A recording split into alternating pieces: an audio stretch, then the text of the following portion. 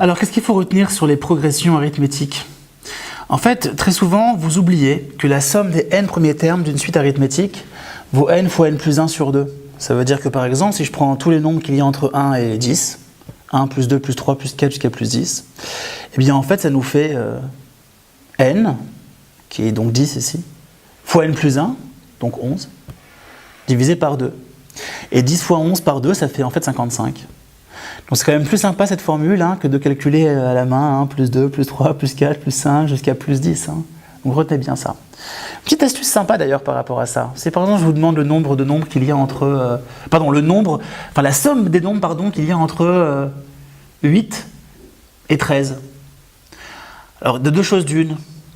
Ou vous connaissez en fait la somme des termes d'une suite arithmétique, qui est en fait nombre de termes divisé par 2, le tout multiplié par parenthèse, premier plus dernier terme. Donc, où on sait ça, et tant mieux. Ou on ne sait pas, auquel cas, ce qu'on va faire, c'est une petite astuce. On va en fait calculer le nombre de termes qu'il y a entre 1 et 13, et en V, le nombre de termes qu'il y a entre 1 et 7. Comme ça, il ne me restera que les termes qu'il y a entre 8 et 13. Je répète, pour savoir la somme des termes qu'il y a entre 8 et 13, donc 8 plus 9 plus 12, pardon, 8 plus 9 plus 10 plus 11 plus 12 plus 13. On va faire la somme des termes qu'il y a entre 1 et 13. Et je vais enlever en fait la somme des termes qu'il y a entre 1 et 7.